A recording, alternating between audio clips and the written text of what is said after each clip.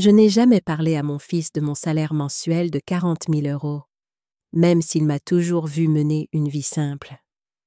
Un jour, il m'a invité à dîner avec les parents de sa femme, qui étaient en visite de l'étranger. J'ai décidé de voir comment il traiterait une personne pauvre en prétendant être une mère fauchée et naïve. Mais au moment où j'ai franchi la porte de ce restaurant, tout a basculé. Ce qui s'est passé cette nuit-là a dévasté ma belle-fille et sa famille d'une manière qu'ils n'auraient jamais imaginée. Et croyez-moi, ils le méritaient. Laissez-moi vous expliquer comment j'en suis arrivée là. Laissez-moi vous dire qui je suis vraiment. Car mon fils Marc, à 35 ans, n'a jamais connu la vérité sur sa mère. Pour lui, j'ai toujours été simplement la femme qui partait tôt pour le bureau, qui revenait fatiguée le soir, qui cuisinait avec ce qu'il y avait dans le frigo. Juste une employée parmi d'autres, peut-être une secrétaire, quelqu'un d'ordinaire, sans rien de spécial. Et je ne l'ai jamais corrigé. Je ne lui ai jamais dit que je gagnais 40 000 euros chaque mois, que j'étais cadre supérieur dans une multinationale depuis près de 20 ans, signant des contrats de plusieurs millions d'euros et prenant des décisions qui affectaient des milliers de personnes. Pourquoi le lui dire? L'argent n'a jamais été quelque chose que j'avais besoin d'accrocher au mur comme un trophée. J'ai grandi à une époque où la dignité se portait à l'intérieur, où le silence valait plus que des mots creux. Alors, j'ai gardé ma vérité. J'ai vécu dans le même modeste appartement pendant des années. J'ai utilisé le même sac à main en cuir jusqu'à ce qu'il soit usé. J'achetais des vêtements dans des chaînes de magasins discount, je cuisinais à la maison, j'économisais tout, j'investissais tout, et je suis devenue riche en silence. Parce que le vrai pouvoir ne crie pas. Le vrai pouvoir observe. Et j'observais attentivement lorsque Marc m'a appelé ce mardi après-midi. Sa voix était différente, nerveuse, comme lorsqu'il était enfant et qu'il avait fait une bêtise. « Maman, j'ai besoin de te demander une faveur. Les parents de Simone sont en visite de l'étranger. C'est leur première fois ici. Ils veulent te rencontrer. Nous dînons samedi dans un restaurant. S'il te plaît, viens. » Quelque chose dans son ton me mettait mal à l'aise. Ce n'était pas la voix d'un fils invitant sa mère. C'était la voix de quelqu'un qui demandait à ne pas être embarrassé, à s'intégrer, à faire bonne impression. « Est-ce qu'ils savent quelque chose sur moi ?» ai-je demandé calmement. Il y eut un silence. Puis Marc a bégayé. « Je leur ai dit que tu travaillais dans un bureau, que tu vivais seul, que tu étais simple, que tu n'avais pas grand-chose. » Voilà, le mot était lâché, simple, comme si toute ma vie pouvait être contenue dans ce misérable adjectif, comme si j'étais un problème pour lequel il devait s'excuser. J'ai pris une profonde, très profonde inspiration. « D'accord, Marc, je serai là. » J'ai raccroché et j'ai regardé mon salon. Des meubles anciens, mais confortables, des murs sans œuvres d'art coûteuses, une petite télévision, rien qui puisse impressionner qui que ce soit. Et à ce moment-là, j'ai décidé que si mon fils pensait que j'étais une femme pauvre, si les parents de sa femme venaient prêts à juger, alors je leur donnerais exactement ce qu'ils s'attendaient à voir. Je prétendrais être fauchée, naïve et désespérée. Une mère qui survit à peine.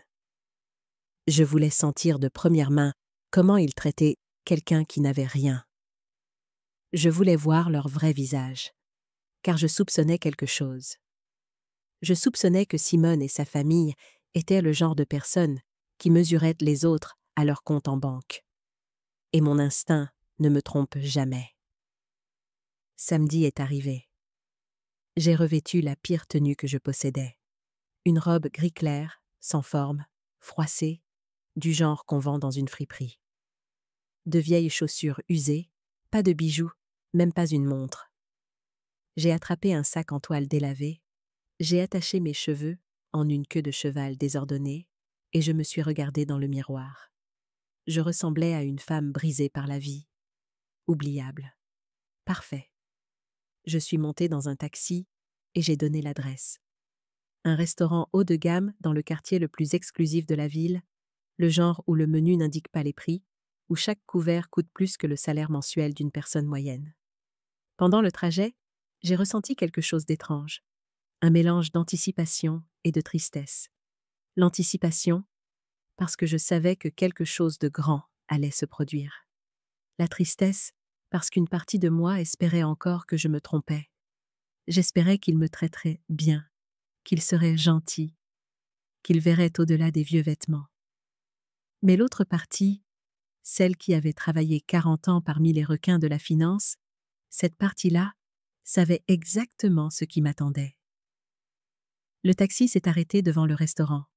Des lumières chaudes, un portier en gants blancs, des gens élégants qui entraient. J'ai payé, je suis sortie, j'ai pris une profonde inspiration, j'ai franchi le seuil, et ils étaient là. Marc se tenait près d'une longue table près des fenêtres. Il portait un costume sombre, une chemise blanche et des chaussures brillantes. Il avait l'air anxieux. À côté de lui se trouvait Simone, ma belle-fille. Elle portait une robe crème sur mesure avec des touches dorées, des talons hauts, ses cheveux parfaitement lisses tombant sur ses épaules. Elle avait l'air impeccable comme toujours, mais elle ne me regardait pas. Elle regardait vers l'entrée avec une expression tendue, presque embarrassée. Et puis, je les ai vus, les parents de Simone, déjà assis à table, attendant comme des rois sur leur trône. La mère, Véronique, portait une robe vert émeraude ajustée, couverte de paillettes, des bijoux à son cou, à ses poignets et à ses doigts. Ses cheveux noirs étaient tirés en un chignon élégant. Elle avait ce genre de beauté froide et calculée qui intimide. À côté d'elle se trouvait François, son mari, dans un costume gris impeccable, une montre énorme au poignet, une expression sérieuse. Tous deux semblaient sortis d'un magazine de luxe. Je me suis dirigée vers eux lentement, à petits pas, comme si j'avais peur. Marc m'a vu le premier, et son visage a changé. Ses yeux se sont agrandis. Il m'a regardé de haut en bas. Je l'ai vu déglutir. « Maman, tu as dit que tu viendrais ?» Sa voix était mal à l'aise. « Bien sûr, mon fils, me voilà. » J'ai souri timidement, le sourire d'une femme peu habituée à de tels endroits. Simone m'a salué d'un baiser rapide sur la joue. Froid, mécanique. « Belle maman, c'est un plaisir de vous voir. » Ses yeux disaient le contraire. Elle m'a présenté à ses parents sur un ton étrange, presque apologétique. « Papa, maman, voici la mère de Marc, Hélène. » Véronique a levé les yeux, m'a étudiée, et en cet instant, j'ai tout vu. Le jugement, le dédain, la déception. Ses yeux ont balayé ma robe froissée, mes vieilles chaussures, mon sac en toile. Elle n'a rien dit au début, a juste tendu une main, froide, rapide et molle. « Un plaisir. » François a fait de même, une poignée de mains molles, un faux sourire.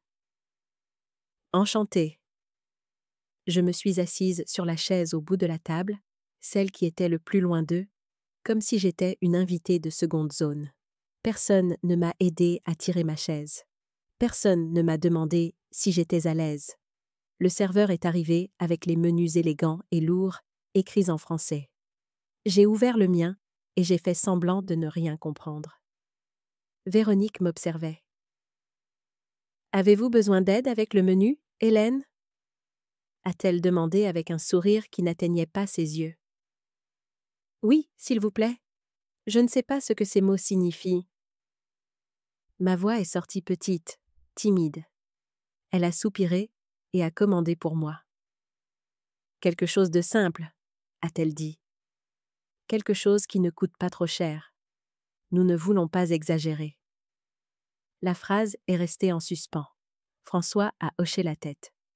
Marc a détourné le regard. Simone jouait avec sa serviette. Personne n'a rien dit. Et moi, j'observais simplement. Véronique a commencé à parler la première de choses générales, du voyage depuis l'étranger, de la fatigue du vol, de la différence de tout ici. Puis, subtilement, elle a commencé à parler d'argent. Elle a mentionné l'hôtel où il séjournait, 1 000 € la nuit. Elle a mentionné la voiture de luxe qu'ils avaient louée, évidemment. Elle a mentionné les magasins qu'ils avaient visités. Nous avons acheté quelques petites choses. Rien de majeur, juste quelques milliers d'euros. Elle parlait en me regardant, attendant une réaction, s'attendant à ce que je sois impressionnée. J'ai juste hoché la tête. Comme c'est gentil, ai-je dit.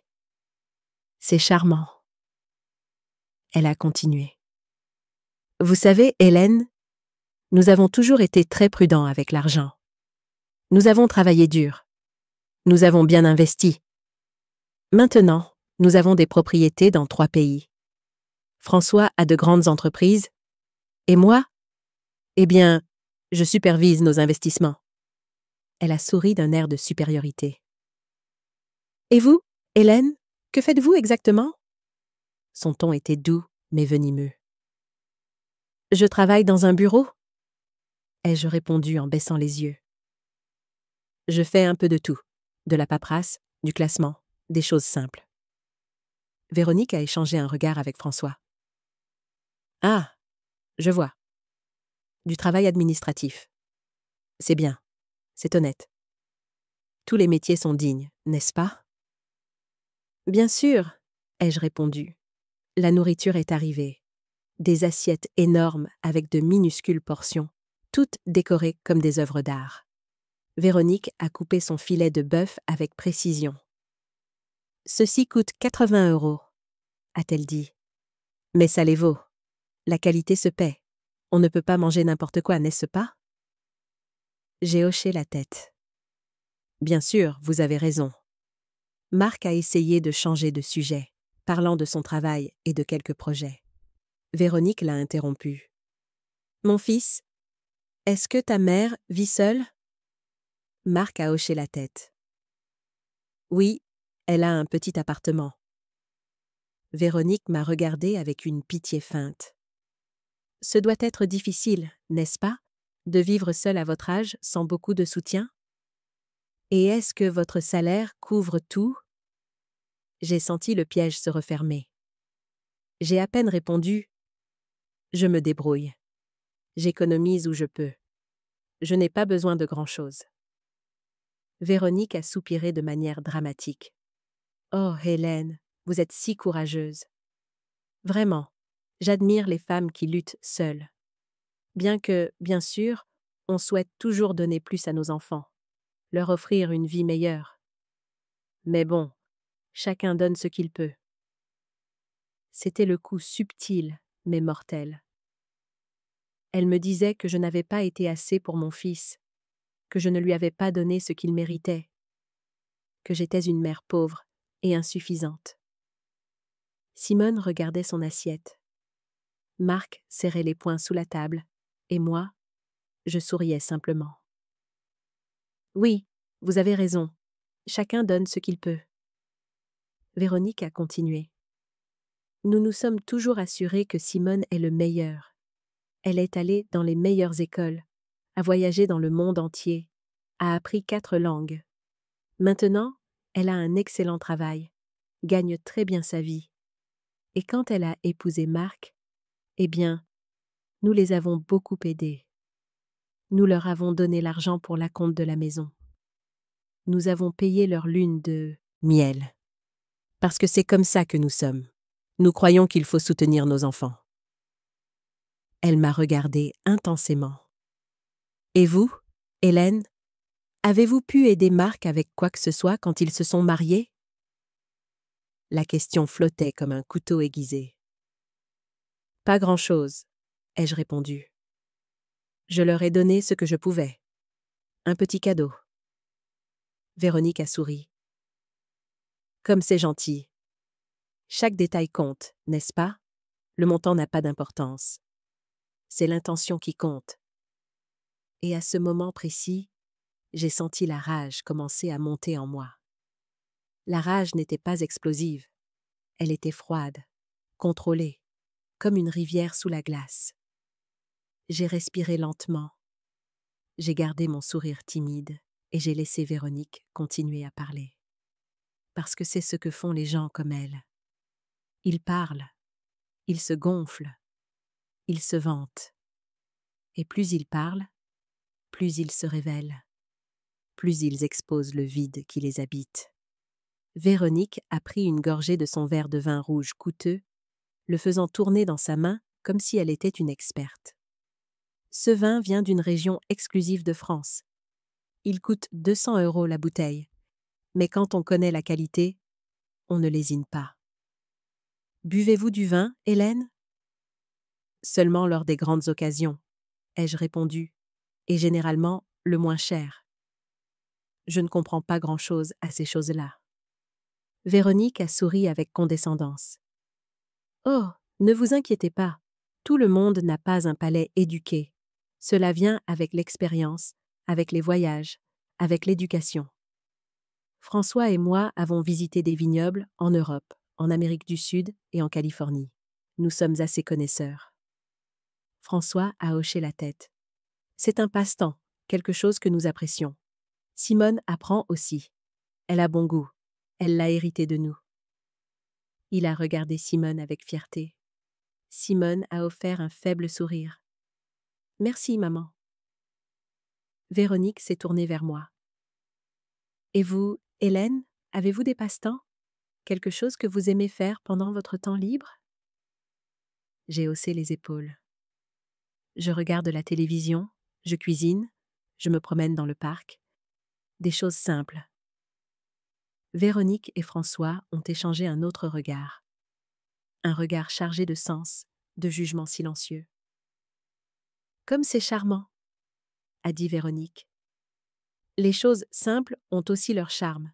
Bien que, bien sûr, on aspire toujours à plus, n'est-ce pas ? Voir le monde, expérimenter de nouvelles choses, grandir culturellement. Mais bon, je comprends que tout le monde n'a pas ces opportunités.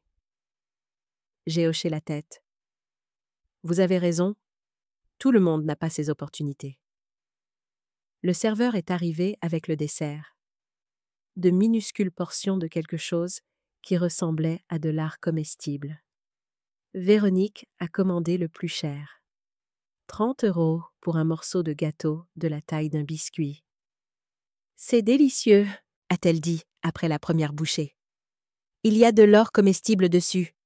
Vous voyez ces petits flocons dorés ? C'est un détail que seuls les meilleurs restaurants offrent. J'ai mangé mon dessert. Plus simple, moins cher. En silence. Véronique a continué. Vous savez, Hélène, je pense qu'il est important que nous parlions de quelque chose en famille, maintenant que nous sommes tous ici. Elle a levé les yeux. Son expression a changé, devenant sérieuse, faussement maternelle. Marc est notre gendre, et nous l'aimons beaucoup. Simone l'aime, et nous respectons cette décision. Mais en tant que parents, nous voulons toujours le meilleur pour notre fille. Marc s'est tendu. Maman, je ne pense pas que ce soit le moment. Véronique a levé la main. Laisse-moi finir, mon fils, c'est important. Elle m'a regardée. Hélène, je comprends que vous avez fait de votre mieux avec Marc.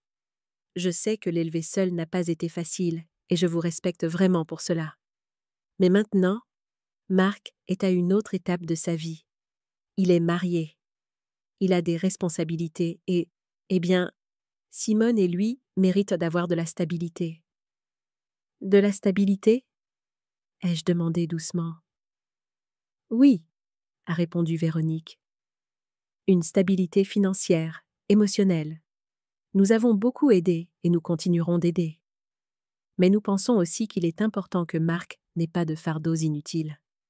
Son ton était clair. Elle me traitait de fardeau. Moi, sa mère. Simone regardait son assiette comme si elle voulait disparaître. Marc avait la mâchoire serrée. Des fardeaux ? Ai-je répété. Véronique a soupiré. Je ne veux pas paraître dure, Hélène. Mais à votre âge, vivant seule avec un salaire limité, il est naturel que Marc s'inquiète pour vous. qu'il sente qu'il doit prendre soin de vous. Et c'est bien. C'est un bon fils. Mais nous ne voulons pas que cette inquiétude affecte son mariage. Vous me comprenez? Parfaitement, ai-je répondu. Véronique a souri. Je suis contente que vous compreniez. C'est pourquoi nous voulions vous parler. François et moi avons pensé à quelque chose.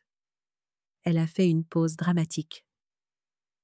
Nous pourrions vous aider financièrement, vous donner une petite allocation mensuelle, quelque chose qui vous permettrait de vivre plus confortablement sans que Marc ait à s'inquiéter autant. Évidemment, ce serait modeste. Nous ne pouvons pas faire de miracle, mais ce serait un soutien. Je suis restée silencieuse, l'observant, attendant. Elle a continué. Et en échange, nous vous demanderions seulement de respecter l'espace de Marc et Simone, de ne pas les solliciter autant, de ne pas leur mettre la pression, de leur donner la liberté de construire leur vie ensemble sans interférence. Qu'en dites-vous? Voilà l'offre, le pot de vin déguisé en charité. Il voulait m'acheter? Il voulait me payer pour que je disparaisse de la vie de mon fils, pour que je ne sois pas une nuisance, pour que je n'embarrasse pas leur précieuse fille avec ma pauvreté. Marc a explosé.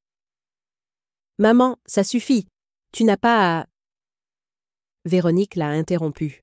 « Marc, calme-toi. Nous parlons entre adultes. Ta mère comprend, n'est-ce pas, Hélène ?» J'ai pris ma serviette, j'ai essuyé calmement mes lèvres, j'ai pris une gorgée d'eau et j'ai laissé le silence s'installer. Tout le monde me regardait. Véronique avec attente, François avec arrogance, Simone avec honte, Marc avec désespoir. Et puis j'ai parlé. Ma voix est sortie différemment. Elle n'était plus timide, elle n'était plus petite. Elle était ferme, claire et froide. C'est une offre intéressante, Véronique, vraiment très généreuse de votre part. Véronique a souri, victorieuse. Je suis contente que vous le voyiez de cette façon. J'ai hoché la tête. Mais j'ai quelques questions, juste pour bien comprendre. Véronique a cligné des yeux. Bien sûr, demandez ce que vous voulez. Je me suis penchée légèrement en avant. Combien exactement considérez-vous comme une allocation mensuelle modeste? Véronique a hésité. Eh bien, nous pensions à 500 €, peut-être 700 € selon… J'ai hoché la tête. Je vois, 700 € par mois pour que je disparaisse de la vie de mon fils. Véronique a froncé les sourcils. Je ne le dirai pas comme ça, mais oui, en substance. C'est exactement comme ça que vous l'avez dit, ai-je répondu. Elle s'est redressée sur sa chaise. Hélène, je ne veux pas que vous vous mépreniez. Nous voulons juste aider. Bien sûr, ai-je dit. Aider. Comme vous avez aidé avec la compte de la maison? C'était combien, ça? Véronique a hoché la tête fièrement. 40 000 €. Ah, 40 000 €. Comme c'est généreux. Et la lune de miel? 15 000 €, a dit Véronique. C'était un voyage de 3 semaines à travers l'Europe. Incroyable, ai-je répondu. Donc, vous avez investi environ 55 000 € dans Marc et Simone. Véronique a souri. Eh bien, quand on aime ses enfants, on ne compte pas. J'ai hoché la tête lentement. Vous avez raison. Quand on aime ses enfants, on ne compte pas. Mais dites-moi quelque chose, Véronique. Tout cet investissement, tout cet argent, est-ce que ça vous a acheté quelque chose? Véronique a cligné des yeux, confuse. Comme, est-ce que ça vous a acheté du respect? Ai-je continué. Est-ce que ça vous a acheté de l'amour véritable? Ou est-ce que ça a juste acheté de l'obéissance? L'atmosphère a changé. Véronique a cessé de sourire. Excusez-moi? Mon ton est devenu plus tranchant. Vous avez passé toute la soirée à parler d'argent, de combien les choses coûtent, de combien vous avez dépensé, de combien vous avez. Mais vous n'avez pas demandé une seule fois comment j'allais, si j'étais heureuse, si quelque chose me faisait mal, si j'avais besoin de compagnie. Vous avez seulement calculé ma valeur et apparemment, je vaux 700 € par mois. Véronique a pâli. Je n'ai pas... Si, l'ai-je interrompu. Si, vous l'avez fait. Depuis que je suis arrivée, vous avez mesuré ma valeur avec votre portefeuille. Et savez-vous ce que j'ai découvert, Véronique? J'ai découvert que les gens qui ne parlent que d'argent sont ceux qui en comprennent le moins la vraie valeur. François est intervenu. Je pense que vous interprétez mal les intentions de ma femme. Je l'ai regardé directement. Et quelles sont ses intentions, François? Me traiter avec pitié? M'humilier tout au long du dîner? M'offrir l'aumône pour que je disparaisse? François a ouvert la bouche, mais n'a rien dit. Marc était pâle. Maman, s'il te plaît. Je l'ai regardé. Non, Marc, s'il te plaît, toi, ne dis rien. J'en ai fini de me taire. J'ai posé ma serviette sur la table. Je me suis adossée à ma chaise. Il n'y avait plus de timidité dans ma posture. Plus de rétrécissement. J'ai regardé Véronique droit dans les yeux. Elle a soutenu mon regard une seconde, puis a rapidement détourné les yeux, mal à l'aise. Quelque chose avait changé, et elle le sentait. Tout le monde le sentait. Véronique, vous avez dit quelque chose de très intéressant il y a un instant. Vous avez dit que vous admiriez les femmes qui luttent seules, qui sont courageuses. Véronique a hoché la tête lentement. Oui, je l'ai dit. Alors, laissez-moi vous poser une question. Avez-vous déjà lutté seule? Avez-vous déjà travaillé sans le soutien de votre mari? Avez-vous déjà construit quelque chose de vos propres mains, sans l'argent de votre famille? Véronique a bégayé. J'ai mes propres réalisations. Comme quoi? Ai-je demandé avec une curiosité sincère. Dites-moi. Véronique a arrangé ses cheveux. Je gère nos investissements. Je supervise les propriétés. Je prends des décisions importantes dans nos entreprises. J'ai hoché la tête. Des entreprises que votre mari a construites, des propriétés que vous avez achetées ensemble, des investissements faits avec l'argent qu'il a généré. Ou je me trompe? François est intervenu, agacé. Ce n'est pas juste. Ma femme travaille aussi dur que moi. Bien sûr, ai-je répondu calmement. Je ne doute pas qu'elle travaille. Mais il y a une différence entre gérer de l'argent qui existe déjà et le créer à partir de rien. Entre superviser un empire dont vous avez hérité et le construire brique par brique, vous ne trouvez pas? Véronique a pincé les lèvres. Je ne vois pas où vous voulez en venir, Hélène. Laissez-moi vous expliquer, ai-je répondu. Il y a 40 ans, j'avais 23 ans. J'étais secrétaire dans une petite entreprise. Je gagnais le salaire minimum. Je vivais dans une chambre louée. Je mangeais la nourriture la moins chère que je pouvais trouver. Et j'étais seule, complètement seule. Marc me fixait. Je ne lui avais jamais raconté cela avec autant de détails. J'ai continué. Un jour, je suis tombée enceinte. Le père a disparu. Ma famille m'a tourné le dos. J'ai dû décider si je continuais ou si j'abandonnais. J'ai choisi de continuer. J'ai travaillé jusqu'au dernier jour de ma grossesse. J'ai repris le travail 2 semaines après la naissance de Marc. Une voisine s'occupait de lui pendant la journée. Je travaillais 12 heures par jour.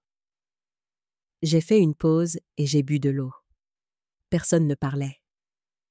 Je ne suis pas restée secrétaire. J'étudiais le soir.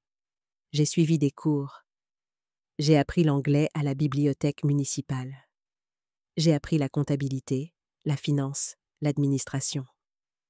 Je suis devenue une experte dans des domaines que personne ne m'a enseignés. Toute seule. Tout en élevant un enfant seul.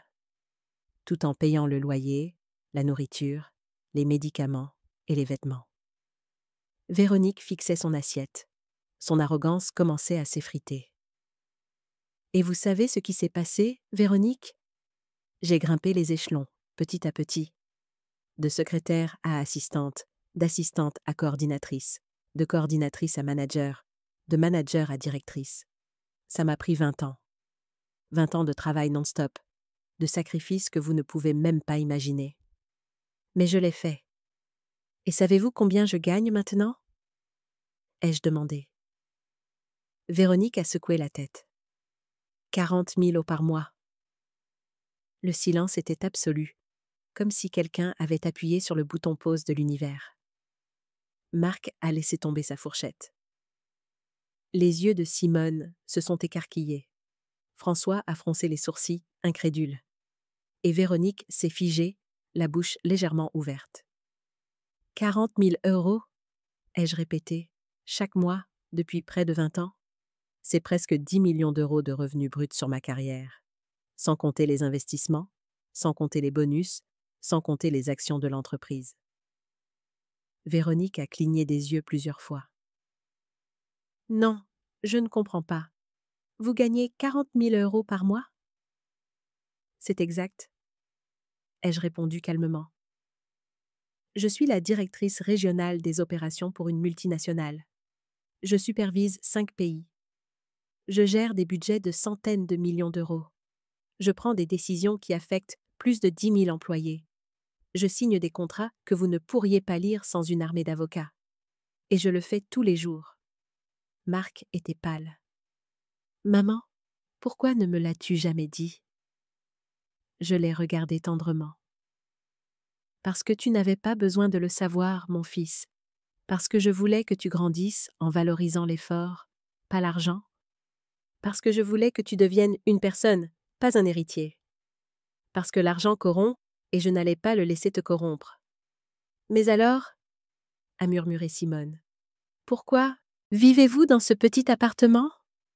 Pourquoi portez-vous des vêtements simples ? Pourquoi ne conduisez-vous pas une voiture de luxe ? J'ai souri. Parce que je n'ai besoin d'impressionner personne. Parce que la vraie richesse ne s'affiche pas. Parce que j'ai appris que plus on en a, moins on a besoin de le prouver. J'ai regardé Véronique. C'est pour ça que je suis venue habillée comme ça ce soir. C'est pour ça que j'ai fait semblant d'être pauvre. C'est pour ça que j'ai agi comme une femme fauchée et naïve. Je voulais voir comment vous me traiteriez si vous pensiez que je n'avais rien. Je voulais voir vos vraies couleurs. Et mon Dieu, je les ai vues, Véronique. Je les ai vues parfaitement. Véronique était rouge de honte, de rage et d'humiliation. C'est ridicule. Si vous gagnez autant d'argent, nous le saurions. Marc le saurait. Pourquoi croirait-il que vous êtes pauvre ? Parce que je l'ai laissé le croire. Ai-je répondu. Parce que je n'ai jamais parlé de mon travail. Parce que je vis simplement. Parce que l'argent que je gagne, je l'investis. Je l'épargne. Je le multiplie. Je ne le dépense pas en bijoux tape à l'œil ou en me pavanant dans des restaurants chers. François s'est éclairci la gorge. Même ainsi, cela ne change rien au fait que vous avez été impoli, que vous avez mal interprété nos intentions. Vraiment ? Je l'ai regardé fixement. J'ai mal interprété quand vous avez dit que j'étais un fardeau pour Marc ? J'ai mal interprété quand vous avez proposé de me payer 700 € pour disparaître de sa vie ? J'ai mal interprété chaque commentaire condescendant sur mes vêtements, mon travail, ma vie ? François n'a pas répondu. Ni Véronique. Je me suis levée. Tout le monde m'a regardée. Laissez-moi vous dire quelque chose que, de toute évidence, personne ne vous a jamais dit. L'argent n'achète pas la classe. Il n'achète pas la véritable éducation. Il n'achète pas l'empathie. Vous avez de l'argent, peut-être beaucoup, mais vous n'avez pas une once de ce qui compte vraiment. Véronique s'est levée, furieuse. Et vous aussi, vous qui avez menti, qui nous avez trompés, qui nous avez fait passer pour des idiots ? Je ne vous ai pas fait passer pour des idiots, ai-je répondu froidement. Vous vous en êtes chargé tout seul. Je vous ai juste donné l'occasion de montrer qui vous êtes, et vous l'avez fait magnifiquement. Simone avait les larmes aux yeux. Belle maman, je ne savais pas. Je sais, l'ai-je interrompu. Tu ne savais pas. Mais tes parents savaient exactement ce qu'ils faisaient. Ils savaient qu'ils m'humiliaient et ils y prenaient plaisir. Jusqu'à ce qu'ils découvrent que la pauvre femme qu'ils méprisaient a plus d'argent qu'eux, et maintenant ils ne savent plus quoi faire de cette information. Véronique tremblait. Vous n'avez aucun droit? J'ai tous les droits, ai-je répondu, parce que je suis la mère de votre gendre, parce que je mérite le respect, pas pour mon argent, pas pour mon travail, mais parce que je suis un être humain. Chose que vous avez oubliée tout au long de ce dîner. Marc s'est levé. Maman, s'il te plaît, partons. Je l'ai regardé. Pas encore, mon fils. Je n'ai pas encore fini. J'ai regardé Véronique une dernière fois. Vous m'avez proposé de m'aider avec 700 € par mois. Laissez-moi vous faire une contre-offre. Je vous donne 1 million d'euros, tout de suite, si vous pouvez me prouver que vous avez déjà traité quelqu'un qui n'avait pas d'argent avec gentillesse. Véronique a ouvert la bouche, l'a refermée et n'a rien dit. Exactement, ai-je répondu. Vous ne pouvez pas. Parce que pour vous, les gens ne valent que ce qu'ils ont en banque. Et c'est la différence entre vous et moi. J'ai construit une fortune, vous ne faites que la dépenser. J'ai gagné le respect, vous l'achetez. J'ai de la dignité. Vous avez des comptes en banque. J'ai pris mon vieux sac en toile. J'en ai sorti une carte de crédit noire, une platinum. Je l'ai laissée tomber sur la table devant Véronique. C'est ma carte d'entreprise. Plafond illimité. Payez tout le dîner avec un pourboire généreux. Considérez cela comme un cadeau d'une mère fauchée et naïve. Véronique a regardé la carte comme si c'était un serpent venimeux, noire, brillante, avec mon nom gravé en lettres d'argent. Hélène Sterling, directrice régionale. Sa main tremblait légèrement quand elle l'a prise. Elle l'a retournée, l'a observée, puis m'a regardée. Ses yeux n'avaient plus cet éclat supérieur. Maintenant, il y avait quelque chose de différent. Quelque chose que je n'aurais jamais pensé voir en elle. De la peur. « Je n'ai pas besoin de votre argent, » a-t-elle dit, la voix brisée. « Je sais, » ai-je répondu, « mais je n'avais pas besoin de votre pitié non plus. Et pourtant, vous me l'avez offerte tout au long du dîner. Alors, prenez-le comme un geste de courtoisie, de savoir-vivre, quelque chose que vous n'avez manifestement pas appris, malgré tous vos voyages en Europe. » François a doucement frappé la table. « Assez, c'est hors de contrôle. Vous nous manquez de respect. » « Du respect ?» ai-je répété. C'est intéressant que vous utilisiez ce mot maintenant. Où était votre respect quand votre femme m'a demandé si mon salaire était suffisant pour vivre? Où était-il quand elle a suggéré que j'étais un fardeau pour mon fils? Où était-il quand elle a proposé de m'acheter pour que je disparaisse? François a serré la mâchoire. Véronique voulait juste aider. Je l'ai corrigé. Véronique voulait contrôler. Elle voulait s'assurer que la mère pauvre ne ruinerait pas l'image parfaite de sa fille. Elle voulait éliminer le maillon faible de la chaîne. Le problème, c'est qu'elle a choisi le mauvais maillon. Je me suis tournée vers Simone. Elle avait la tête baissée, les mains sur ses genoux, tremblante. Simone, ai-je dit doucement. Elle a levé les yeux. Des larmes coulaient sur ses joues. Je suis désolée, a-t-elle murmuré. Je suis tellement désolée. Je ne savais pas que mes parents... Ne termine pas cette phrase, l'ai-je interrompu. Parce que tu savais. Peut-être que tu ne savais pas pour mon argent, mais tu savais comment sont tes parents. Tu sais comment ils traitent les gens qu'ils considèrent comme inférieurs, et tu n'as rien fait pour les arrêter. Simone a sangloté. Je voulais dire quelque chose, mais ce sont mes parents.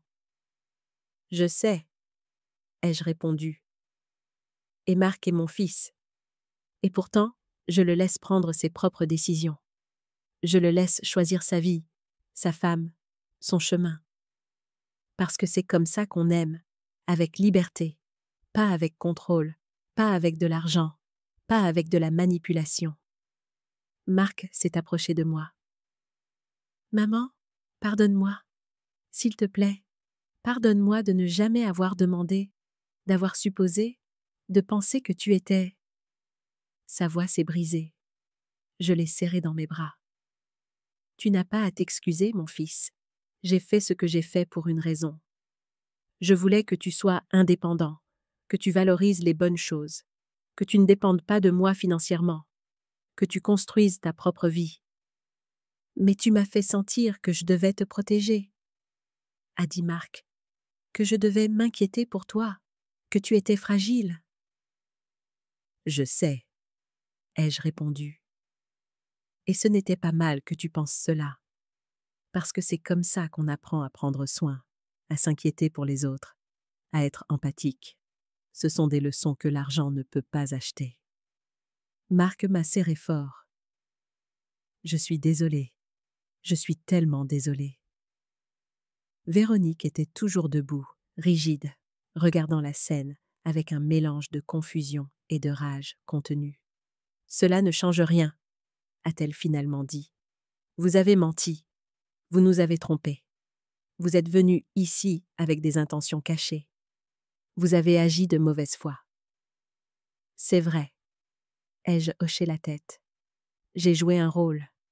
J'ai prétendu être quelque chose que je ne suis pas. Exactement ce que vous faites tous les jours. Qu'est-ce que cela est censé signifier ? A demandé François.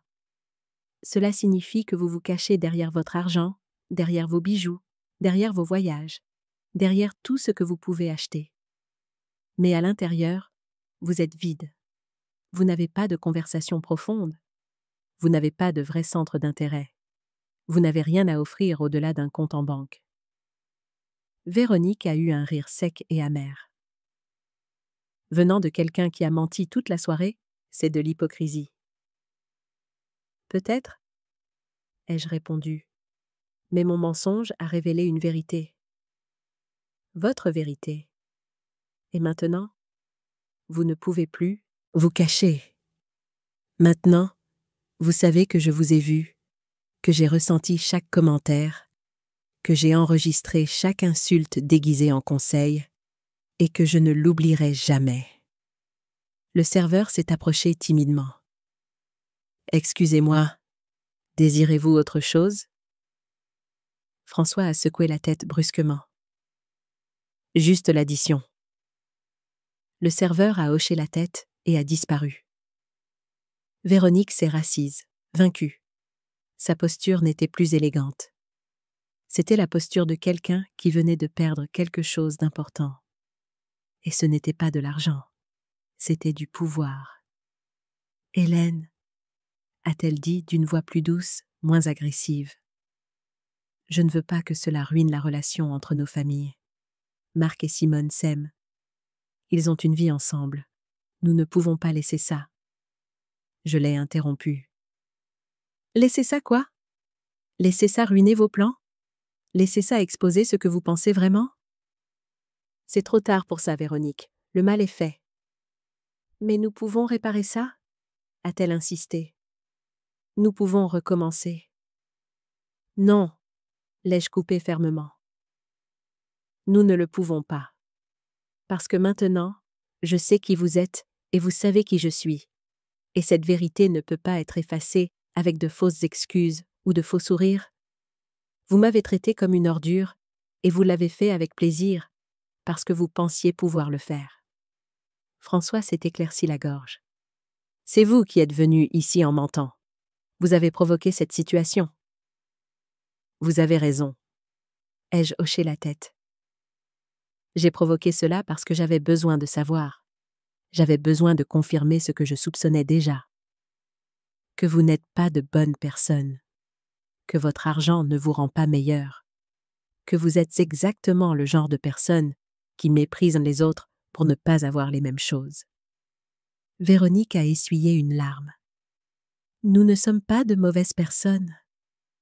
Peut-être pas. ai-je répondu. Mais vous n'êtes certainement pas bon, et il y a une énorme différence entre les deux. Le serveur est revenu avec l'addition et l'a laissée au centre de la table. Personne ne l'a touchée. Véronique a regardé ma carte noire toujours dans ses mains, puis m'a regardée.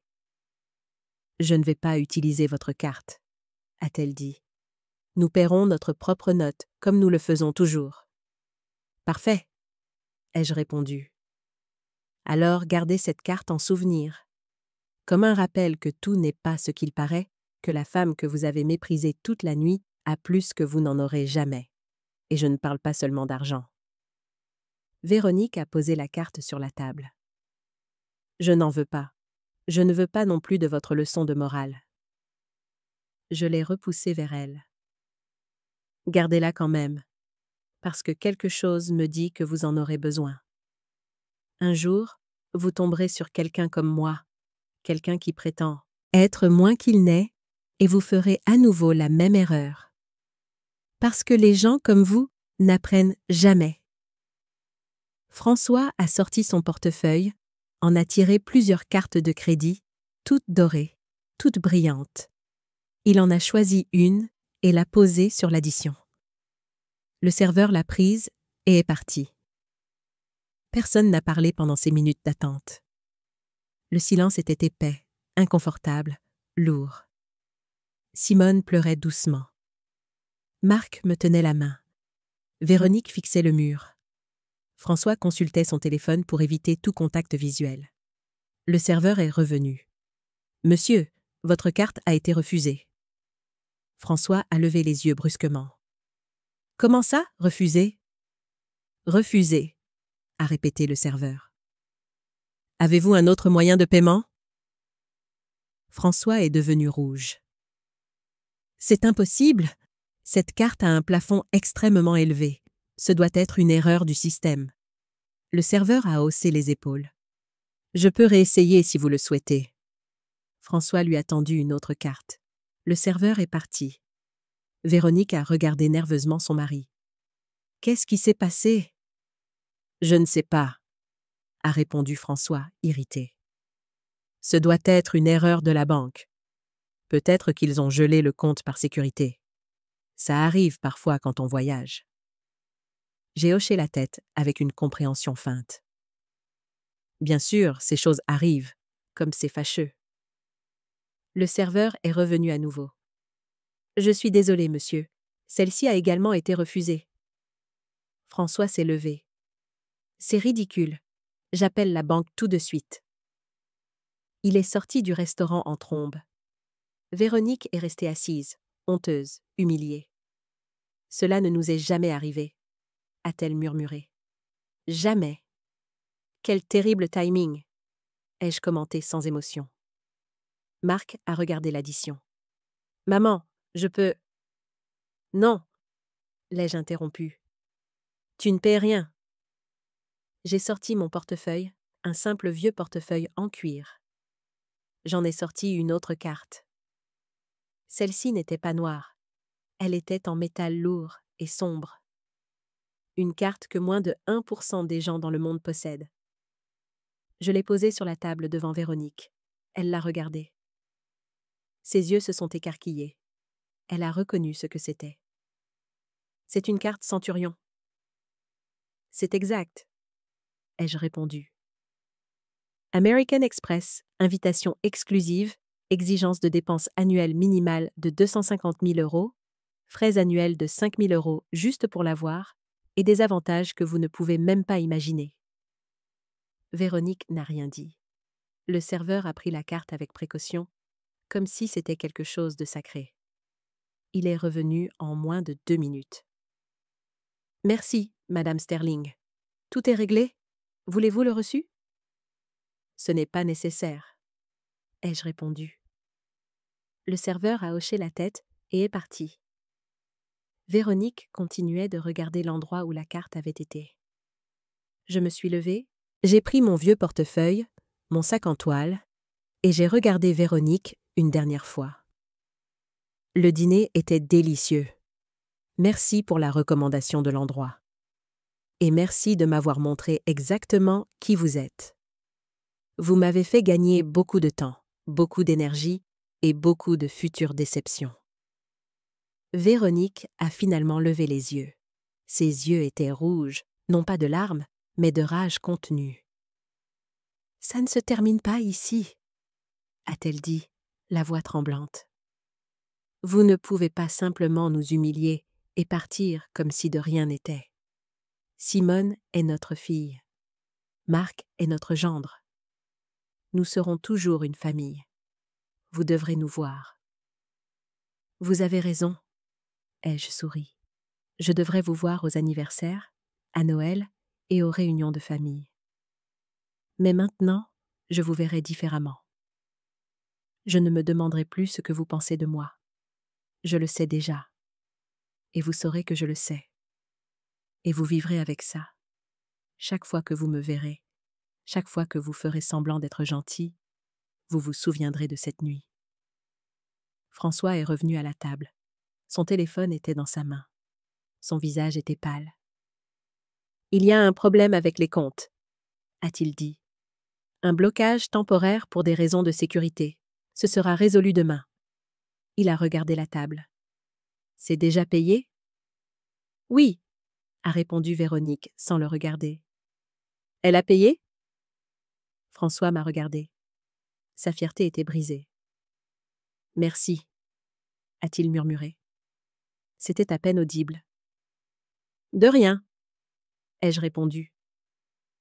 C'est à ça que sert la famille, n'est-ce pas ? S'entraider, surtout quand quelqu'un a besoin d'une petite allocation, disons 700 €. Ou dans ce cas, 800 €, ce que ce dîner a coûté. François a fermé les yeux. Véronique a serré les poings sur ses genoux. Marc s'est approché. « Maman, partons, s'il te plaît. C'est assez. » Je l'ai regardé. « Tu as raison, c'en est assez. » Je me suis tournée vers Simone. Elle pleurait toujours doucement. « Simone, » ai-je dit doucement. Elle a levé la tête. « Tu n'es pas à blâmer pour ce que sont tes parents. Personne ne choisit sa famille. Mais tu choisis comment tu agis, comment tu traites les autres, comment tu élèveras tes propres enfants un jour. » Simone a hoché la tête à travers ses larmes.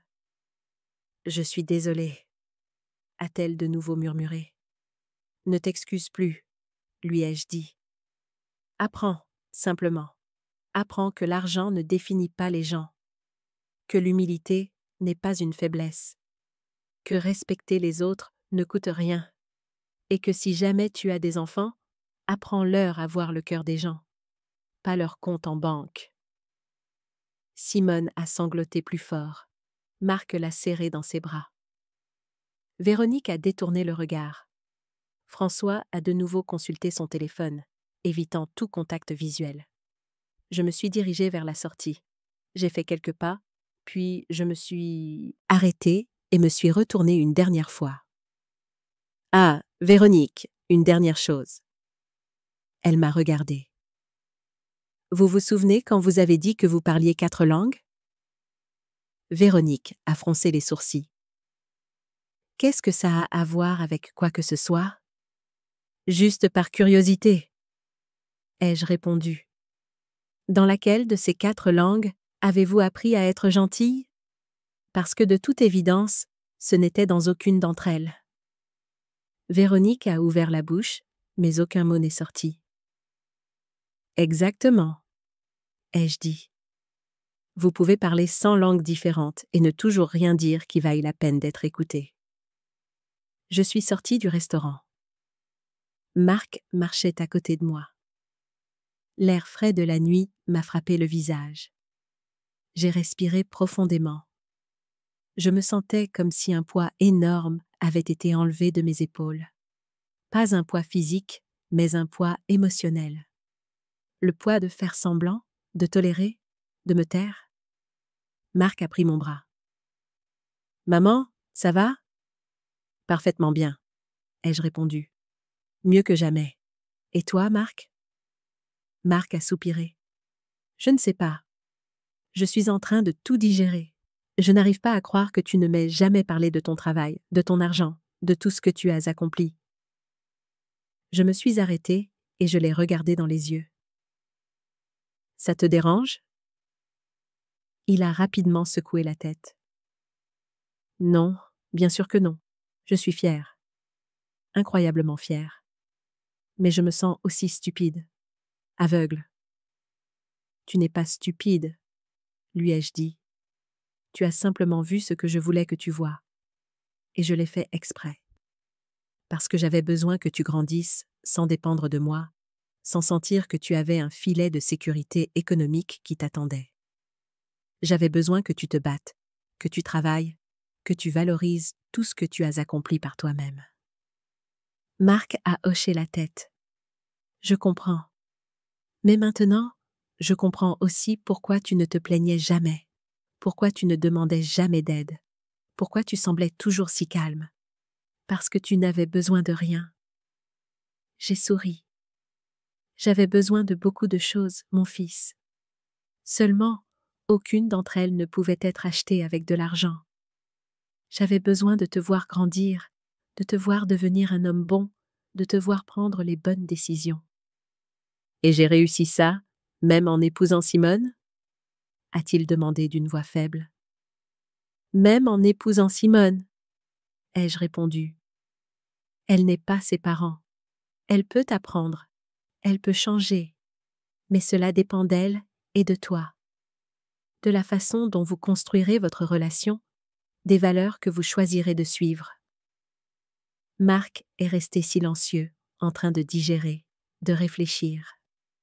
Un VTC s'est arrêté devant nous. J'en avais commandé un en partant. J'ai ouvert la portière. Marc m'a arrêté. « Maman, je peux te poser une question ?»« Bien sûr. »« Pourquoi as-tu fait ça? Pourquoi es-tu venu en prétendant être pauvre? Pourquoi ne leur as-tu pas simplement dit la vérité dès le début? » J'ai fermé la portière du VTC. Je me suis tournée vers lui. Parce que j'avais besoin de savoir, mon fils. J'avais besoin de confirmer si mes soupçons étaient corrects, si la famille de Simone était vraiment comme je l'imaginais. Et malheureusement, j'avais raison. Marc a baissé les yeux. « Je suis désolée. »« Tu n'as pas à t'excuser pour eux, » lui ai-je dit. « Mais tu dois décider quel genre de mari tu veux être, quel genre de père tu veux être un jour. »« Qu'est-ce que tu veux dire ?» a-t-il demandé. « Je veux dire que tu viens de voir deux manières très différentes de gérer l'argent et le pouvoir. Celle de tes beaux-parents et la mienne. Ils l'utilisent pour contrôler, pour humilier, pour se sentir supérieur. Je l'utilise pour avoir la liberté, pour aider sans me vanter, pour vivre paisiblement.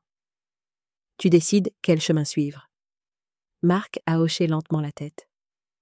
Je comprends. J'ai de nouveau ouvert la portière du VTC et je suis montée. J'ai baissé la vitre. Marc s'est approché. « Maman, une dernière question.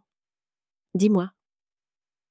Est-ce que tu vas un jour pardonner à Véronique et François? » J'y ai réfléchi un instant. Pardonner ne veut pas dire oublier, ai-je répondu, ni permettre que cela se reproduise. Je leur pardonnerai peut-être un jour, quand je verrai un vrai changement, quand ils commenceront à voir les gens comme des personnes, pas comme des chiffres.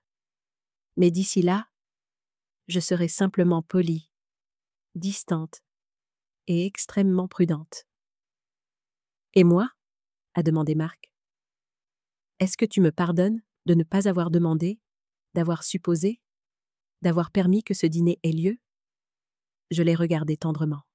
« Mon fils, il n'y a rien à pardonner. Tu as fait ce que tu pensais être juste. Tu voulais que ta famille se rencontre. C'est magnifique. Ce qui s'est passé ensuite n'était pas de ta faute.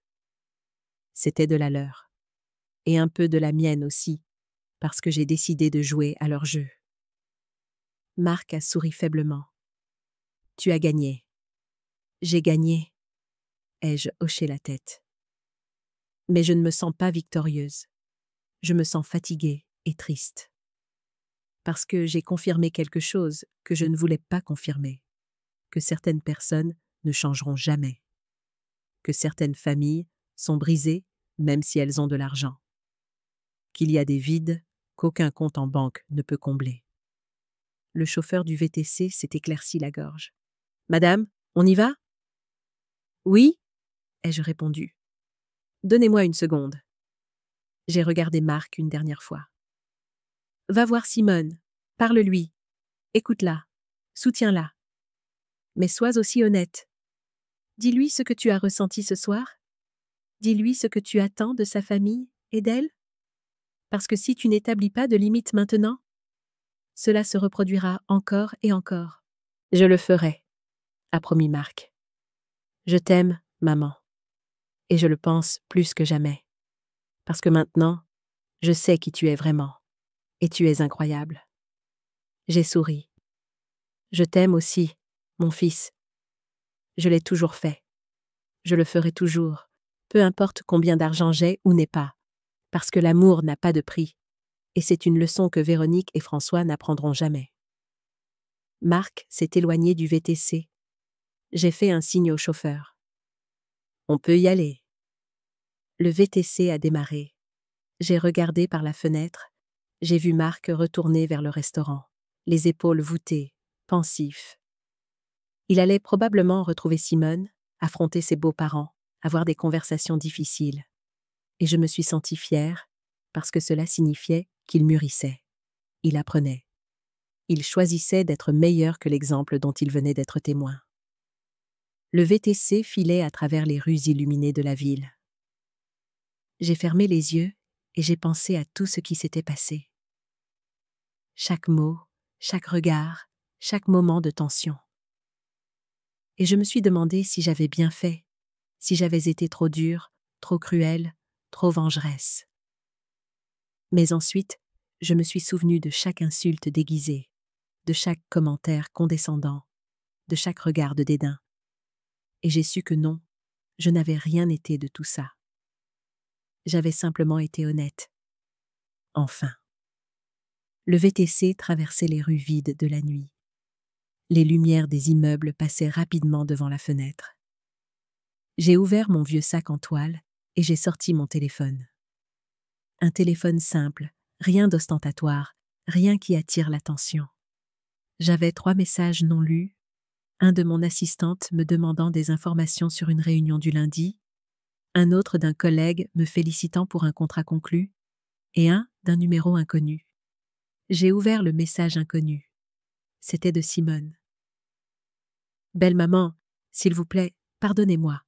Je ne savais pas que mes parents seraient comme ça. J'ai honte.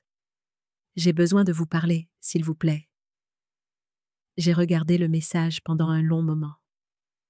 J'ai pensé à répondre. Puis, j'ai décidé de ne pas le faire. Non, elle avait encore besoin de temps. J'en avais besoin aussi. Les mots sortis de la culpabilité signifient rarement quelque chose de réel.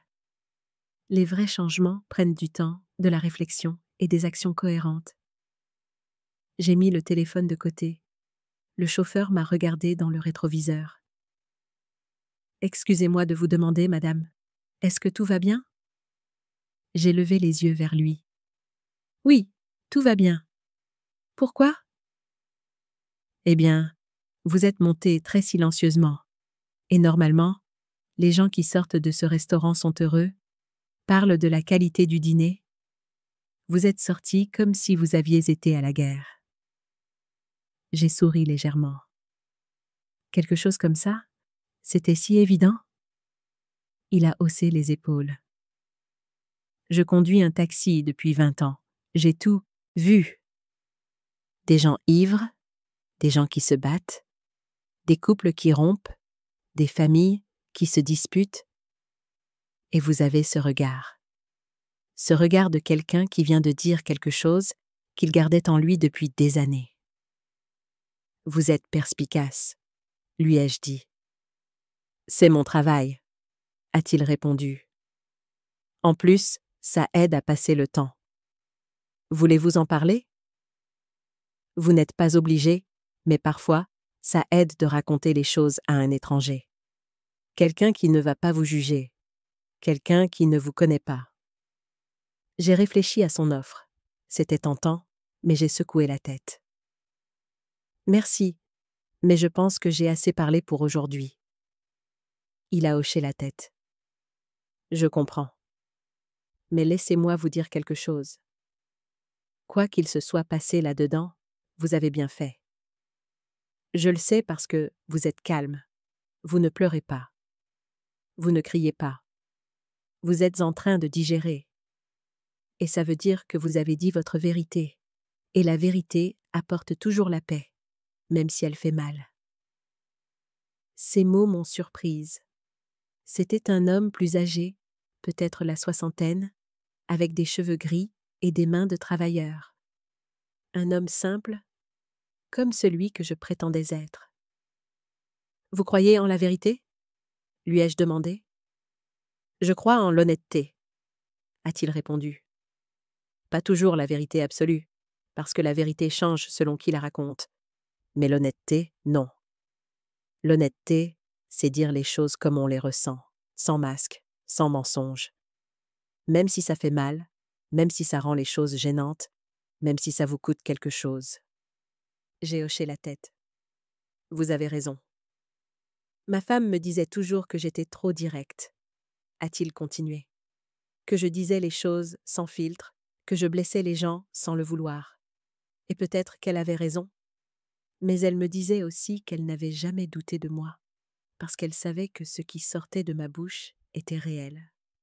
Pas calculé, pas manipulé, juste réel. J'ai souri. Elle a l'air d'être une bonne femme. Elle l'était, a-t-il répondu. Elle est morte il y a 5 ans. Je suis désolée, ai-je dit sincèrement. Il a secoué la tête. Ne soyez pas désolé. Nous avons eu 40 ans ensemble. 40 ans d'honnêteté, de disputes, de réconciliation, de rires, de larmes. Et pas une seule fois je ne me suis couchée en me demandant ce qu'elle pensait vraiment, parce qu'elle le disait toujours. Et moi aussi. C'est un cadeau.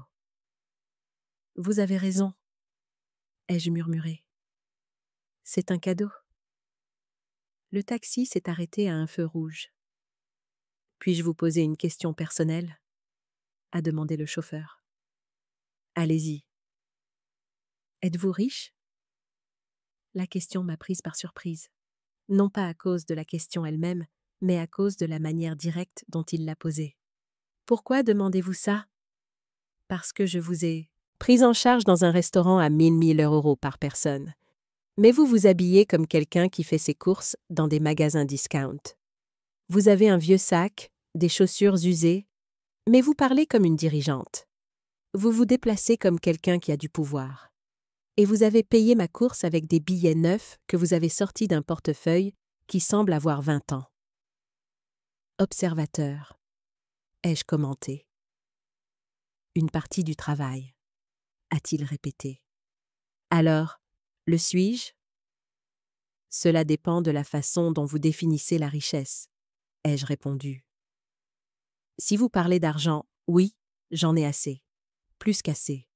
Si vous parlez de bonheur, j'ai aussi la paix, la santé, un fils que j'aime, un travail qui me passionne. Cela me rend riche de bien des manières. Il a hoché la tête, satisfait. Je savais qu'il y avait quelque chose. Les gens vraiment riches n'ont pas besoin de le prouver. Le feu est passé au vert. Le taxi a avancé. Et que s'est-il passé dans ce restaurant ? A-t-il demandé. Si ce n'est pas trop indiscret. J'ai fait semblant d'être pauvre, ai-je répondu, pour voir comment il me traiterait. Il a éclaté de rire. Sérieusement ? C'est génial. Et comment vous ont-ils traité ? Comme une ordure, ai-je dit sans émotion. Ils m'ont humiliée. Ils m'ont offert l'aumône. Ils m'ont traité comme si j'étais invisible, moins qu'humaine. Il a cessé de rire. Je suis désolée. Ça a fait un peu mal, ai-je admis. Mais ça m'a aussi confirmé quelque chose, que j'avais raison sur ces gens, qu'ils ne valaient pas mon temps, qu'ils ne méritaient pas mon respect. Et maintenant, ils le savent. Maintenant, ils savent qui je suis, et ils devront vivre avec cette honte. Le chauffeur a sifflé doucement. Ça a dû être épique. Ça l'a été, ai-je souri. Ça l'a vraiment été. Nous sommes arrivés à mon immeuble. Un vieil immeuble de classe moyenne. Rien de luxueux, rien d'impressionnant, mais confortable, sûr. Un foyer. Le chauffeur s'est garé et a regardé l'immeuble. « Vous vivez ici ?»« Je vis ici. » ai-je confirmé. Il a secoué la tête, étonné. « Vous êtes vraiment spécial. La plupart des gens avec de l'argent déménagent dans des quartiers chers, dans des immeubles avec des portiers, une sécurité privée, des salles de sport et des piscines. Vous vivez comme une personne normale. »« Je suis une personne normale, » ai-je répondu. J'ai juste plus d'argent que la plupart des gens, mais ça ne me rend pas différente. Ça ne me rend pas meilleure. L'argent n'est qu'un outil, pas une identité. Il a souri. J'aimerais que plus de gens pensent comme ça. Le monde serait meilleur. J'ai sorti mon portefeuille. Combien vous dois-je ? 30 €, a-t-il répondu. Je lui ai donné un billet de 100 €. Gardez la monnaie ? Madame, c'est trop. Non, ça ne l'est pas, ai-je dit. Vous m'avez écouté ? Vous m'avez donné une perspective. Vous m'avez rappelé qu'il y a encore de bonnes personnes. Ça vaut plus que 70 €. Il a pris le billet avec précaution. Merci, vraiment, merci. Merci à vous, ai-je répondu. Et prenez soin de cette honnêteté. C'est rare, c'est précieux. Ne la perdez pas. Je ne la perdrai pas, a-t-il promis. Je suis sorti du taxi, j'ai fermé la portière. Il a baissé la vitre. Madame, une dernière chose. Dites-moi. Quoi qu'il se soit passé ce soir, ne le regrettez pas. Ne vous sentez pas coupable. Parce que les gens comme vous, les gens qui disent la vérité, même si elle fait mal, sont ceux qui changent le monde. Petit à petit, une conversation à la fois. J'ai souri. Merci, je m'en souviendrai. Le taxi s'est éloigné. Je suis restée devant mon immeuble, regardant ma fenêtre au 5e étage. La lumière était éteinte. Sombre, silencieuse, m'attendant. Je suis entrée dans l'immeuble et j'ai monté les escaliers. Je n'utilisais jamais l'ascenseur. Je préférais marcher pour rester active. J'ai atteint ma porte. J'ai sorti mes clés, les mêmes que j'avais depuis 15 ans. J'ai ouvert la porte. L'appartement était froid, vide. J'ai allumé la lumière. Tout était à sa place. Le salon simple, la petite cuisine, la salle à manger avec des chaises dépareillées, les murs sans œuvres d'art coûteuses, et je me suis sentie en paix. Parce que cet endroit était le mien. Vraiment le mien. Pas acheté pour impressionner, pas décoré pour me vanter, simplement un espace où je pouvais être moi-même, sans masque, sans prétention. J'ai enlevé mes vieilles chaussures, j'ai enlevé la robe grise froissée et j'ai mis des vêtements confortables. Un vieux pyjama doux et familier. Je me suis fait un thé, je me suis assise sur le canapé et j'ai allumé la télévision. Les informations, rien d'intéressant. Je l'ai éteinte. Je suis restée assise en silence, pensant, digérant, ressentant. Et pour la première fois depuis de nombreuses années, je me suis sentie complètement libre. Libre de faire semblant. Libre de me taire. Libre de tolérer. Libre d'être moins que ce que j'étais. Parce que cette nuit-là, je n'ai pas seulement exposé Véronique et François. Je me suis aussi libérée des attentes, du jugement, du besoin de cacher qui j'étais. Et ça, c'était inestimable. Plus que n'importe quel montant sur mon compte en banque. Mon téléphone a vibré. Un autre message, cette fois de Marc. « Maman, tu es bien rentrée ?» J'ai souri. J'ai répondu rapidement. « Oui, mon fils. Je suis arrivée parfaitement bien. Je suis à la maison, en train de me reposer. » Sa réponse a été immédiate. Je t'aime. Merci pour tout. D'être qui tu es, de m'avoir appris, de n'avoir jamais abandonné. J'ai fermé les yeux. J'ai senti une larme couler sur ma joue. Pas de tristesse. De soulagement, d'amour, de gratitude. J'ai répondu « Je t'aime aussi, toujours ». J'ai mis le téléphone de côté, j'ai bu mon thé, j'ai regardé mon simple appartement, mon sanctuaire, ma vérité. Et j'ai souri. Parce qu'au bout du compte, peu importait combien d'argent j'avais, peu importait à quel point j'avais grimpé dans ma carrière, la seule chose qui comptait, c'était ça.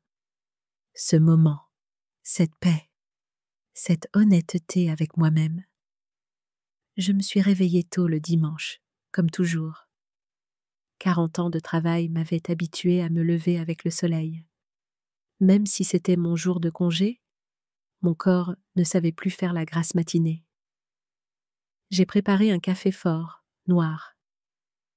Je me suis assise près de la fenêtre avec une tasse chaude dans les mains. J'ai regardé la ville se réveiller, les vendeurs ouvrir leurs étals, les gens marcher quelque part.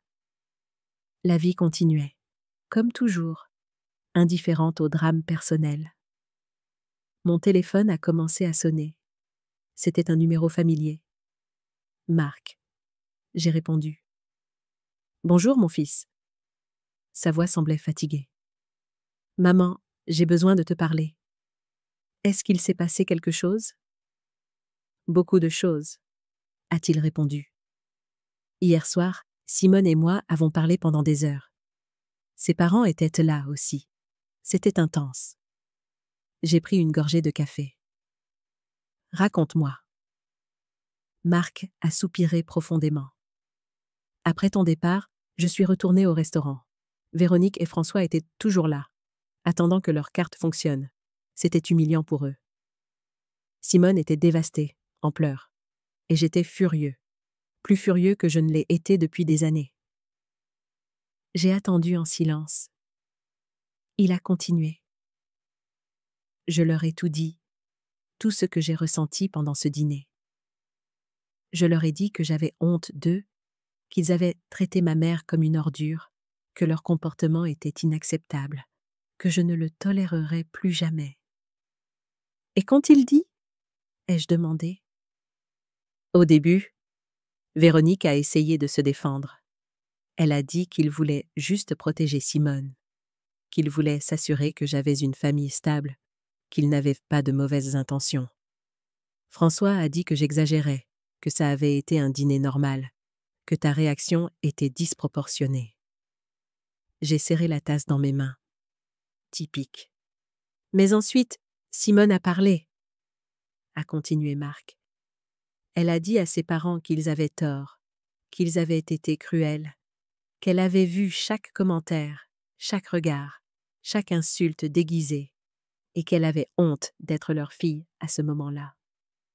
Sa voix s'est brisée. Maman, je n'avais jamais vu Simone affronter ses parents comme ça. J'ai souri légèrement. C'est bien, ça veut dire qu'elle se réveille. Véronique est devenue hystérique, a dit Marc. Elle a commencé à crier que Simone était une ingrate, qu'ils avaient tout sacrifié, pour elle, qu'ils lui avaient donné la meilleure vie, qu'elle n'avait pas le droit de les juger.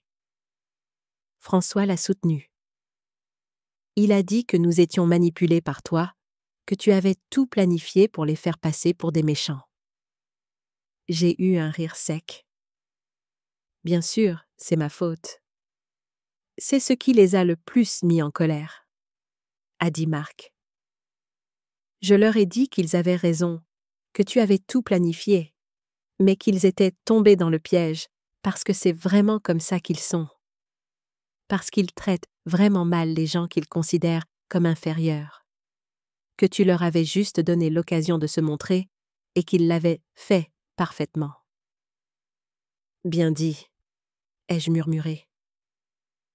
Merci, je l'ai appris de toi. Il y eut un silence. Puis, Marc a continué. Maman, j'ai besoin que tu saches quelque chose. Hier soir, j'ai pris une décision. Simone et moi allons mettre des limites avec ses parents. Nous n'allons pas couper la relation, mais nous allons établir des règles claires. Pas de commentaires sur l'argent, pas de comparaison, pas de tentative de contrôler nos vies. Et s'ils ne peuvent pas respecter ça, alors ils devront accepter les conséquences. Et ont-ils accepté? Ai-je demandé. Non, a-t-il répondu. Ils sont partis furieux. Ils ont dit que nous étions des ingrats, que nous le regretterions un jour, que quand nous aurions besoin d'aide, ils ne seraient pas là. François a dit qu'il allait reconsidérer son testament. Véronique a dit que Simone avait choisi la mauvaise famille. J'ai secoué la tête. Le chantage affectif. Le dernier recours des gens sans argument. Exactement, a dit Marc. Mais ça n'a pas marché. Simone est restée ferme. Moi aussi. Ils ont quitté le restaurant sans dire au revoir, sans regarder en arrière. Et honnêtement, maman, j'ai ressenti un soulagement. Comme si un poids énorme avait été enlevé de mes épaules. C'est parce que c'était le cas, lui ai-je dit. Vous avez enlevé le poids de vivre sous leurs attentes, sous leur contrôle. Maintenant, vous pouvez construire votre vie comme vous le voulez, pas comme ils le dictent. Merci, maman, a dit Marc, la voix émue. Merci d'avoir fait ce que tu as fait hier soir. Je sais que c'était difficile. Je sais que c'était gênant. Mais nous avions besoin de le voir. J'avais besoin de voir qui ils étaient vraiment. Et Simone avait besoin de voir qu'il y avait une autre façon de vivre. Une façon plus honnête, plus authentique. De rien, mon fils. J'ai seulement fait ce que je croyais juste. Il y a autre chose, a dit Marc. Simone veut venir te voir. Elle veut s'excuser en personne. Elle veut te parler. Pas en tant que belle-fille qui essaie de bien paraître, mais en tant que femme qui essaie d'apprendre. Qu'en penses-tu? J'ai réfléchi un moment. Dis-lui qu'elle peut venir, mais pas aujourd'hui. Laisse-lui quelques jours. Pour digérer, pour réfléchir attentivement à ce qu'elle veut dire. Les excuses précipitées sont creuses. Celles qui prennent du temps sont réelles. Je le lui dirai, a promis Marc. Maman, une dernière question. Comment vas-tu après tout ça? Comment te sens-tu? J'ai regardé par la fenêtre. Le soleil était maintenant complètement levé. La journée avait officiellement commencé. Je vais bien, ai-je répondu. Mieux que bien. Je suis en paix. Parce que j'ai enfin dit tout ce que j'avais besoin de dire. Et je ne regrette rien. Je suis content de l'entendre, a dit Marc. Je t'aime. Je t'aime aussi. Repose-toi. On se voit bientôt.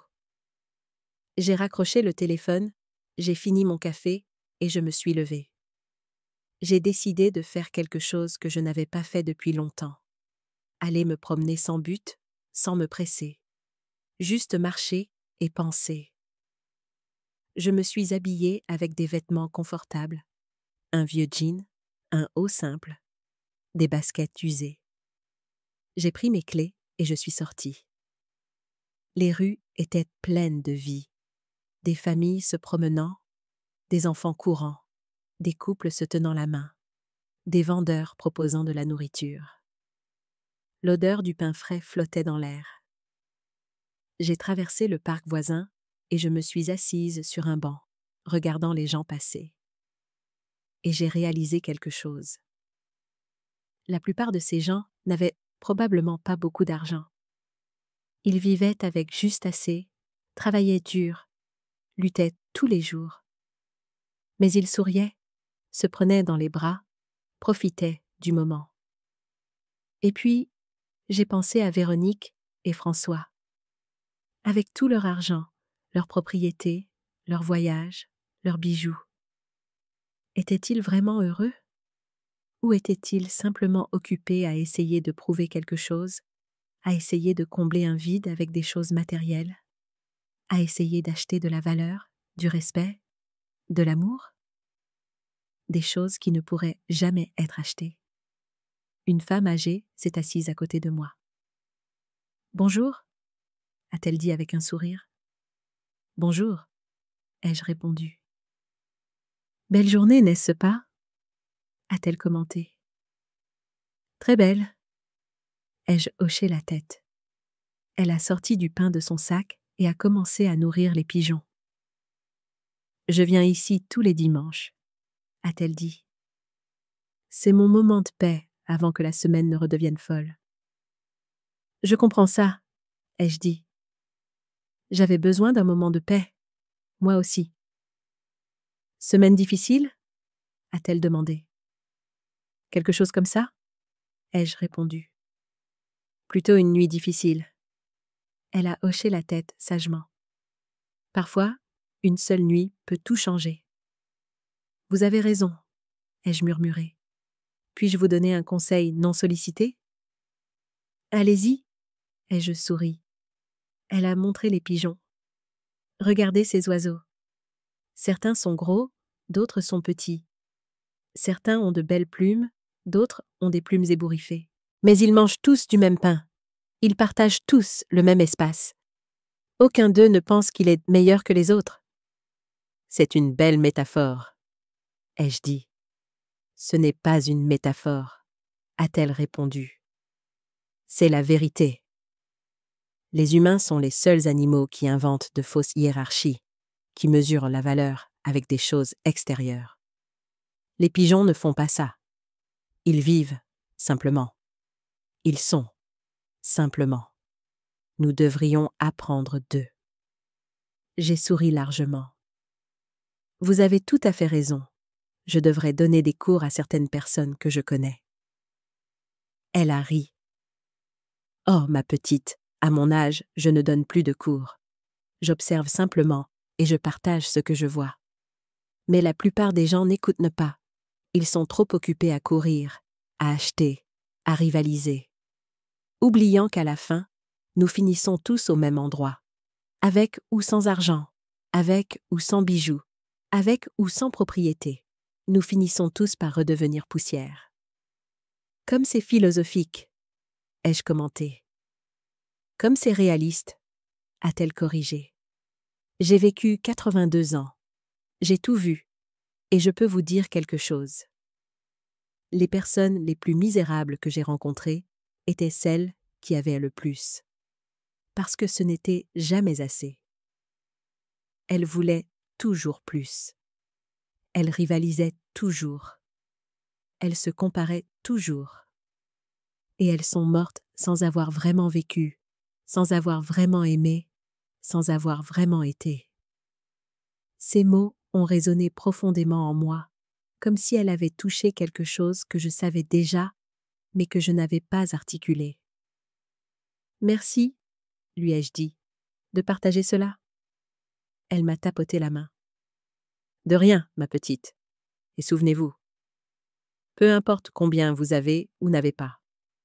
Ce qui compte, c'est comment vous traitez les autres. Parce que c'est ce qui reste. C'est ce qui transcende. C'est le seul héritage qui vaille la peine d'être laissé. » Elle s'est levée lentement, a rangé son sac vide et m'a fait un signe de la main. « Passez un beau dimanche. »« Vous aussi, » ai-je répondu. Je l'ai regardée s'éloigner. Une petite femme, voûtée par l'âge, portant de vieux vêtements et des chaussures usées, mais avec plus de sagesse que toutes les Véroniques et tous les François du monde réunis. Et je me suis sentie reconnaissante. Reconnaissante pour cette rencontre, pour ce rappel, pour cette vérité si simple et si puissante. Je suis restée sur le banc un peu plus longtemps, pensant, ressentant, digérant tout ce qui s'était passé. Et je suis arrivée à une conclusion. Je ne regrettais rien, pas un mot, pas une action, parce que tout ce que j'avais fait la nuit dernière était nécessaire. C'était libérateur. C'était honnête. Et l'honnêteté, même quand elle fait mal, est toujours le bon chemin. 3 jours se sont écoulés avant que Simone ne frappe à ma porte. 3 jours de silence, de digestion et de réflexion. Quand j'ai entendu la sonnette retentir ce mercredi après-midi, j'ai su qui c'était. J'ai ouvert la porte. Elle était là. Sans maquillage, les cheveux attachés en une simple queue de cheval, vêtue d'un jean et d'un haut uni. Pas de bijoux, pas de talons. Elle avait l'air vulnérable, réelle. Différente de la femme que j'avais vue au restaurant. « Belle maman » a-t-elle dit à voix basse. « Puis-je entrer » Je me suis écartée. « Vas-y. » Elle est entrée lentement, regardant autour d'elle, observant mon appartement avec de nouveaux yeux. Le salon simple, les vieux meubles, les murs sans décoration coûteuse. Elle s'est assise sur le canapé quand je le lui ai indiqué. Je me suis assise en face d'elle, attendant, sans la presser, la laissant trouver ses mots. « Je ne sais pas par où commencer », a-t-elle finalement dit. « Commence par où tu te sens prête », ai-je répondu. Elle a pris une profonde inspiration.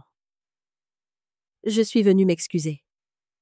Mais pas seulement avec des mots. Je suis venue expliquer pourquoi mes parents sont comme ils sont. Et pourquoi je suis restée silencieuse si longtemps. » J'ai écouté en silence. Simone a continué, la voix tremblante. Mes parents ont grandi dans la pauvreté, dans une petite ville à l'étranger. Sans électricité, sans eau courante, travaillant dans les champs depuis qu'ils étaient enfants. Ils ont vu leurs propres parents mourir jeunes par manque de médicaments, par manque d'argent. Ils ont eu faim. Ils ont souffert. Et ils se sont promis qu'ils ne seraient plus jamais pauvres. Qu'ils feraient tout ce qu'il fallait pour s'en sortir. J'ai hoché la tête. Je comprends. Cela explique beaucoup de choses. Ils ont travaillé comme des bêtes, a poursuivi Simone. Ils ont économisé chaque centime. Ils ont immigré en cherchant des opportunités. François a bâti son entreprise à partir de rien. Littéralement à partir de rien. Et quand ils ont commencé à gagner de l'argent, ils n'ont jamais oublié ce que c'était que de ne pas en avoir. C'est pour ça qu'ils en parlent autant. C'est pour ça qu'ils mesurent tout à cette aune. Parce que pour eux, l'argent signifie la survie. Il signifie la sécurité. Il signifie ne jamais retourner dans cet endroit sombre. C'est compréhensible, Simone, ai-je dit. Le traumatisme fait des choses étranges aux gens. Simone a hoché la tête. Mais ça n'excuse pas la façon dont ils vous ont traité. Je le sais. Et je veux que vous sachiez que j'ai tout vu. Chaque commentaire, chaque regard, chaque insulte. Et je suis restée silencieuse, parce que c'est ce que j'ai fait toute ma vie. Me taire, accepter, les laisser tout contrôler.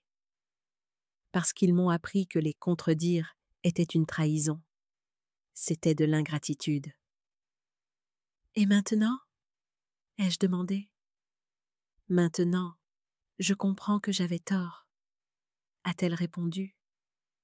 Que l'amour n'est pas le contrôle, que la famille n'est pas l'obéissance aveugle, que je peux les aimer et ne pas être d'accord avec eux.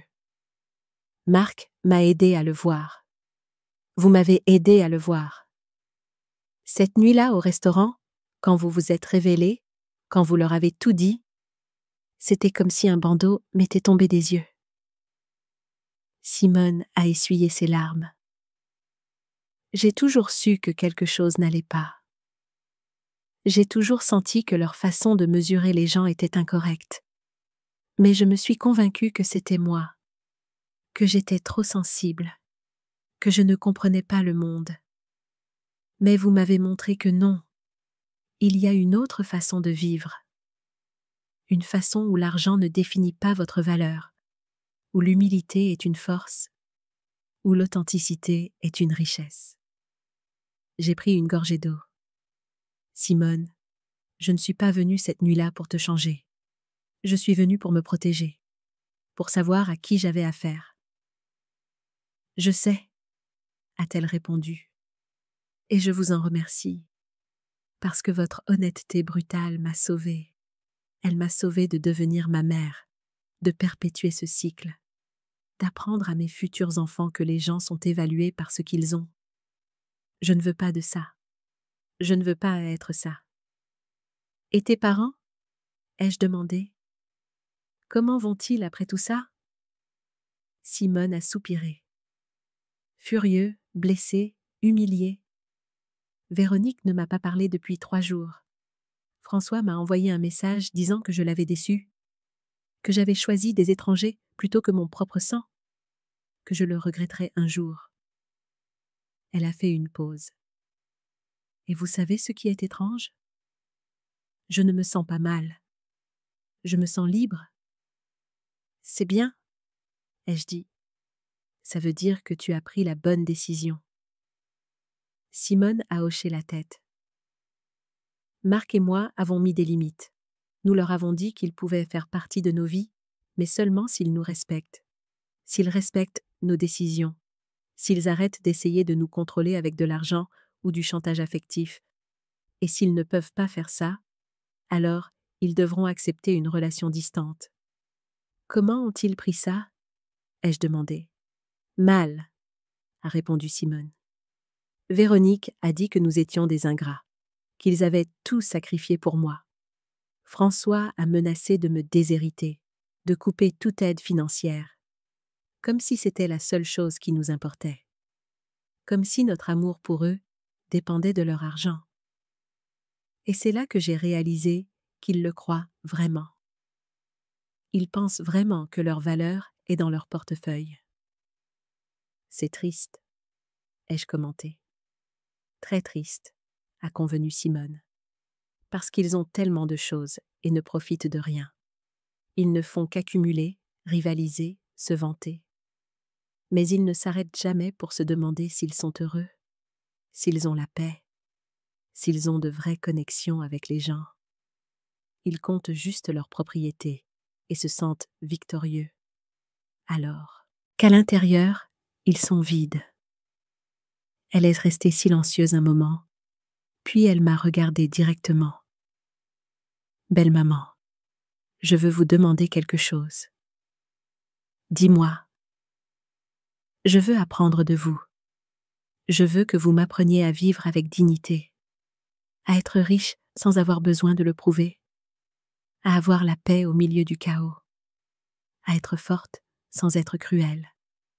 Parce que cette nuit-là, j'ai vu quelque chose en vous que je n'ai jamais vu chez mes parents. J'ai vu de la classe. J'ai vu un vrai pouvoir. J'ai vu une femme qui n'avait pas besoin de crier pour être entendue. J'ai souri tendrement.